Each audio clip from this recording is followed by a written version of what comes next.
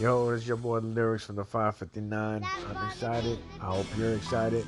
This is my first episode on Lyrics 559 podcast. Yee! And the reason why I call it that, man, it's because that's me. That's my name. And I don't know. I don't really have a name for it. Uh, Maybe I could still name it after the end of the show. But right now, we're just going to call it Lyrics 559 podcast. And it might be called something else. Who knows? Anyway, just wanted to get on here and just say what's up. Hope everybody's doing good. Hope everybody's blessed. I'm in Anaheim right now. I was going to go into Disneyland. I got my tickets for tomorrow, but today I didn't. I decided to take the chance, get in line, go through the process, here, check my pockets, man. Got dogs sniffing me. Make sure I ain't got no, bad things or illegal things on me type of thing. And then I go to the ticket booth and I tell them, hey, man, is there any available tickets for today? And they tell me, no, sir, sorry. You could have just went online and checked. And that didn't happen. I did go online. I knew there wasn't any tickets, but I thought by just talking to somebody, they might just like hook it up, But no, she said it with a big smile on her face and said sorry. What am I supposed to do? I saved some money though. I'll tell you that. Went to Starbucks, got me something to drink, got me something to eat. Walked back to the hotel, and I said, you know what? I always wanted to start a podcast, and I'm alone right now in this hotel room, and why not just do it today? Just do it. Just do it. And this is exactly what I'm doing. Hey, man, I'm excited. I'm blessed. I'm happy, man. God is good. I had a lot of people hit me up, man. Last week I was on American Cholo, a big podcast, man, in LA. Love it, man. Dope podcast, Gil, man. I'm a fan. I said it already on the show. Met some great people. The homie Goldtoes got me in it. And that's because I got Goldtoes in the movie called Sam's Cry. Check me, Goldtoes. And I got American Cholo on it too. Thank you, Angel Ray. Appreciate you. Can't wait to see this movie. This movie's gonna be dope. Hey, shout out to Jerry Garcia, my homie, bro. Hey man, thank you, bro, for telling me where to start on this podcast. Because of you, brother, man. Like I got really involved into this. I love listening to Jerry Garcia. Dude's funny. I told him, I said, bro, how do you do it, man? Like, do you love listening to yourself? He started to laugh. But real talk, because it's like, you're only talking to yourself. He just talks to himself. He doesn't really interview nobody on his podcast. Y'all, and it's cool. I love it. It's dope. I listen to it in the morning when I'm taking a shower, when I'm on my way to work. Dude is funny. Dude has great topics. And I appreciate you, man. Even talking about me on there, man. Mentioning my book. Yeah, my book. I got a children's book called The Life of Chepe. The Life of Chepe, a place for superheroes. Y'all check it out. It's on Amazon. Yes, I wrote it and I drew all the pictures. Illustrated it, and I written it. Hope you guys love it. It's about a child with a disability. He goes to school for the first time thinking it's a place for superheroes. And so that's what the book's about. People love it. I got great reviews. The next step is to translate that into Spanish. Make that a Spanish book. I think we need more Spanish books out there. And this is a great book. It spreads awareness, tells people about kids with disabilities type of thing. Like, it's funny. Parents will laugh. Y'all can relate to it. I'm telling you, man. Like I did pretty good in this with this book. Excited. A lot of y'all don't know I work with children with disability from moderate to severe, from 0 to 22. I'm a health aide. I deal with all the medications, tube feeding, suctioning, catheterizations, whatever it is, you name it, seizures, I'm there. And I believe that God put me in that position for a reason. I've learned so much, man, so much, and I helped a lot of people. Like I saved a child in school, at the school. He was choking. A baby.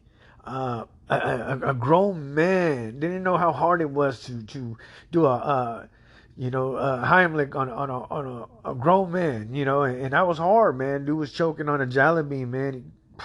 Once I did it, came out of his mouth, he picked it up and said, Whew, thank you, bro. And I said, woo, you're welcome. Man, like all these people, man, they just watching. I heard him choking. I was in line too. I was at the restaurant trying to give me something to grub, right, with the family and stuff. And then I hear somebody coughing, like, so I just kind of waited a while, until I seen his daughter trying to go behind him. I ran over there as quick as I can. I said, hey, bro, I'm CPR certified. Can I help you? He goes, yeah, And you're supposed to ask those things, by law. You're still protected by good citizenship. I forgot what that's called, man. I can't even think right now. But anyway, you still, gotta ask, because if he says no, I guess I'm gonna have to wait until he passes out, and then I have to, save him. You know what I mean? The Good Samaritan law, right? Because what happens is that, like, if somebody tells you no, don't save me, and you save them, they could sue you. It sucks, right? I mean, but there's people like that. They'll sue you for anything. I mean, you can go to Subway and say, hey, I want a 6-inch sandwich, and they measured it to a 5-inch sandwich. I'll sue you because of that. Or you could go to a steakhouse and say, hey, I'm going to order a 5-ounce steak, and then you measure it, and it's only a 2-ounce steak. They'll probably sue you for that. You got to watch out these days, man. People are crazy. Um, but yeah, man, I did that. I learned a lot just by working with special needs, man. Patience is what I've learned. I learned patience, and with that, man, I went far with that. I used to tell God, like, man, like I wanted to be a probation officer, and that's what I went to school for. A lot of people don't know I went to school to be a probation officer. I got my degree. I got my BS, not most, my BS in um, criminal justice administration. And yeah, that's what I wanted to do, was to be a probation officer and serve my city. I didn't get the opportunity to do that. I did get an opportunity to go in, talk with somebody who was going to give me the opportunity to do an internship there, but then changed their mind. The reason why this individual changed their mind is because my old probation officer came in and looked down at me and said, I go, hey, what's up, man? And I'm not going to say his name. He don't deserve for me to give him a shout out. Maybe I should, huh? Anyway, he looked at me, he goes, you staying out of trouble? And I looked at him like, what? I mean, last time I was in trouble, right, was when I was when I was a teenager. I was in juvenile hall. And I go, yeah. And then, so he ignored me, went to go talk to this lady, and then he leaves, and then she goes, you know him? You know him? I said, yeah, he used to be my old probation officer. He goes, oh, yeah, well, usually we get a lot of people who do internship, like in Fresno. They're coming from Merced, or, we really don't have anybody in our own city that, because you're going to go through their files. You may know who they are. And I'm looking at her like, dude, I know you. You're from where I live. You know what I'm saying? I'm from Madera. I'm just gonna throw it out there. Yeah, you're from Madera. You're obviously working in your city. I went to your little nephew's funeral home where you guys buried him with rags and gang related stuff. Like, come on now. You're gonna tell me that I don't deserve a chance to to serve my community, my city, as a probation. You know what? It threw a bad taste in my mouth. Later on, got to see the guy, right? I was at a I was at a party. And it was during New Year's. And then he comes up to me. I was like, who's this? I couldn't really recognize him because he shaped his head bald. And he looked at me. He goes, hey, what's up, Jaime? I go, oh, hey. He goes, hi, how are you? I said, hey, bro, can I talk to you? And he goes, yeah. So I went and put him to the side. I said, hey, man, remember that day when I was at the probation office and you looked and you saw me? He goes, yeah, what was that? I said, yeah, man, you effed that up for me. He goes, what do you mean? Yeah, you effed that up for me. I said, I went in there for an internship and you came look down on me. That was very unprofessional of you. And he was like, what?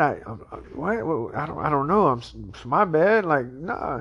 He goes, what makes you want to be a probation officer? I said, look, I always felt like I could be a better probation officer than you. And he was taken back. He was like, what? I said, yeah. I said, every time you book me, That's all you did was just book me and just that's it. You didn't talk to me. You didn't ask me what my favorite color was, what my talents were. Not, you could have saved me. I don't want to be that guy. If I'm going to arrest somebody, I'm going to make sure that I'm going to talk to them. I'm going to encourage them. I'm going to motivate them. So let them know that there's still a chance for them. But you didn't do that for me. And he goes, look, I could give you, here's my card. Give me a call and I could probably get you in. And this, I said, nah, I'm all right. You already put a bad taste in my mouth. The police officers here already put a bad taste in my mouth. Nothing's changed, man. I would rather do this for free. And I have. I've been to boot camps, juvenile halls. I've been to the CYAs when they were open and spoke about my life, my testimonies, letting them know what I've been through, got to witness tears come down their eyes because of what I've said to them that impact them.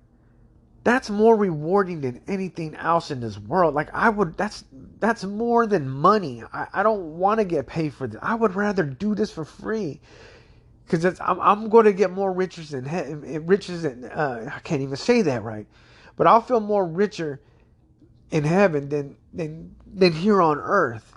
What I'm trying to say is that, man, I would rather feel blessed. I would rather feel like I'm doing something. Hold on, man. I think I'm throwing myself off. Let me. You know what, man? I went ahead and stopped it because I was like, it's kind of funny, man. You're recording yourself and then you're just thinking, like, man, I probably sound dumb right now. Like you're messing up on what you're saying. You know what? I don't even care. I'm only human, right? Let's just be honest. So I'm just saying, man, it just felt more rewarding that way. When you do it for free. When you go out there and help somebody, like why do somebody expect money or expect something from it? Like I'm good. Like when I go out there and help somebody, I don't put a camera to their face and be like, oh, here, I want to do a good deed. No, I just do it. And I won't say nothing about it. I've done it. I've done it before. I've done so much that you guys don't even know about. And it's better that way. But anyway, I'm excited, man. Woke up another day, another fresh, I'm excited. I'm alive. I'm breathing. You know what I mean? Like you guys should feel the same way too, no matter what situation you're in. You might be going through something, and that's okay. Use whatever it is that you're going through to help somebody else in the future, man. And that's exactly what I did.